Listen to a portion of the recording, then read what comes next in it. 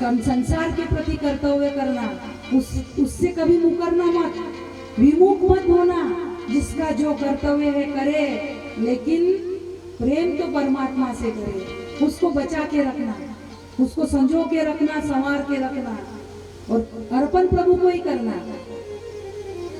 परमात्मा आज कोल बिलों के लिए मानो प्यासे हो गए, और परमात्मा ने एक कलश भरी आनी पानी, मानो परमात्मा जल पीने लगे। प्रभु बहुत प्यासे हो गए। जैसे परमात्मा ने कोल बिलों के प्रेम को स्वीकार करते हुए परमात्मा अपने वन की यात्रा आगे बढ़ाते हैं। सभी को प्रेम देते हुए परमात्मा, सभी को प्रेम देते हुए और सभी का प्रेम स्वीकारते हुए अपने वन की यात्रा को आगे बढ़ाने लगे।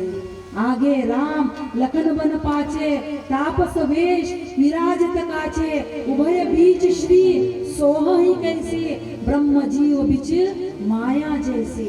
आगे राम जी है, पीछे लखन जी है, और उभय यानी दोनों के बीच, उभय बीच श्री सोहहि कैसी, श्री यानी माता सीता, ब्रह्म जीव बिच माया जैसी।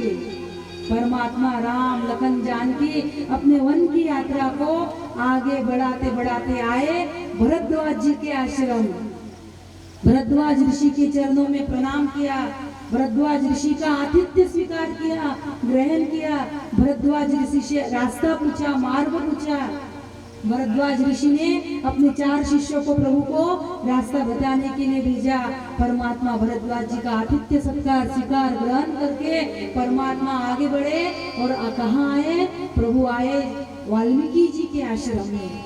परमात्मा वाल्मीकि जी के आश्रम आए, वाल्मीकि जी को प्रणाम किया। वाल्मीकि जी ने भी प्रभु का आतिथ्य सत्कार किया, और परमात्मा आसन पे विराजमान हुए।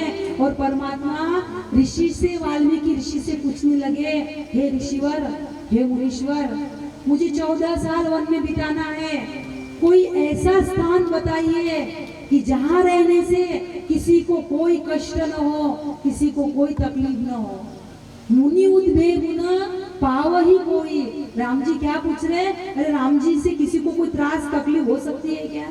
लेकिन राम जी हमें जीने के लिए मानो एक सूत्र, एक सिद्धांत देना चाहते हैं कि हम जहाँ भी रहे, जिस भी माहौल में, जिस भी ग्राम में, नगर में, जिस भी कहीं भी रहे, लेकिन हमारे आचरण से, हमारे वाणी से, हमारे कर्म से, हमारे आचार से कभी किसी को कोई तकलीफ न हो।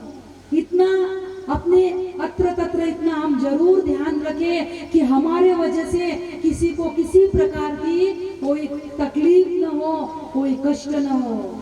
ये सर्वात्मक विश्वात्मक परमात्मा की सर्वोपरि साधना होगी, सर्वोच्च भक्ति होगी।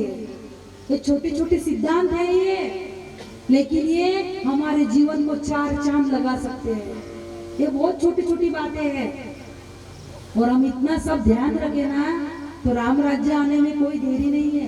कलयुग में भी राम राज्य आ सकता है, लेकिन हम इतना ध्यान रखें तो मेरे आचरण से कभी किसी को कष्ट न हो, कोई तकलीफ न हो।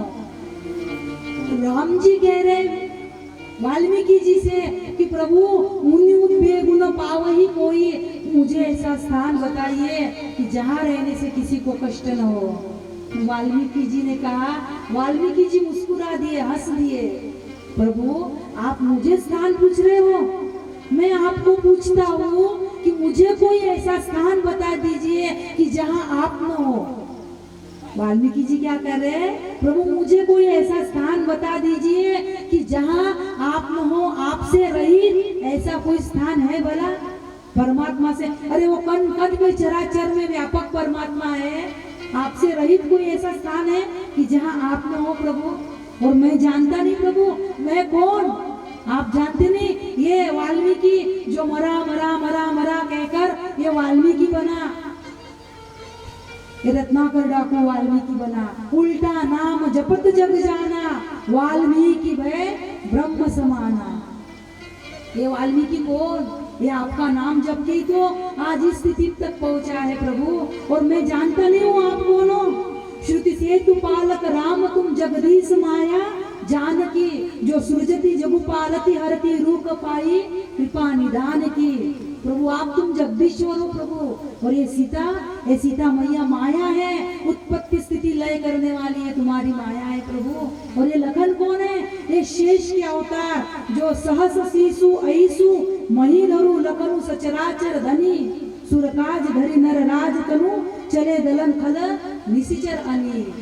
आप देवताओं का कार्य करने के लिए, दुष्टों का नाश करने के लिए प्रभु आप मनुष्य रूप में आए, क्या मुझे पता नहीं है?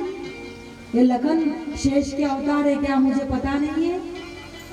फिर भी आप मुझे पूछते हो प्रभु मैं कहाँ रहूं? और वाल्मीकि जी ने सुंदर ऐसे 14 स्थान बताए परमात्मा को, 14 भक्ति युक्त संवाद है, बहुत सुंदर ऐसे स्थान बताए। हम कुछ एक स्थान का वर्णन करते हैं, 14 स्थान का तो वर्णन संभव नहीं है। मानस में है, अयोध्या कांड में पढ़ना आपने, बहुत सुंदर वर्णन है।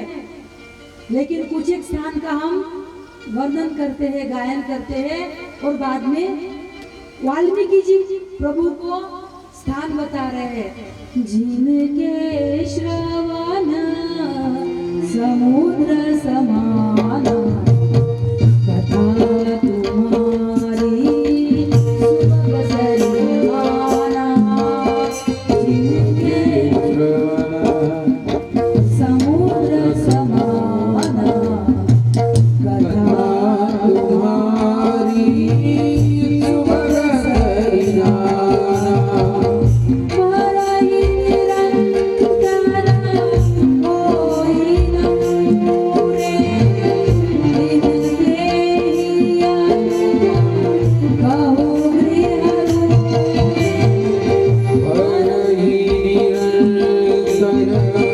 होई न पूरे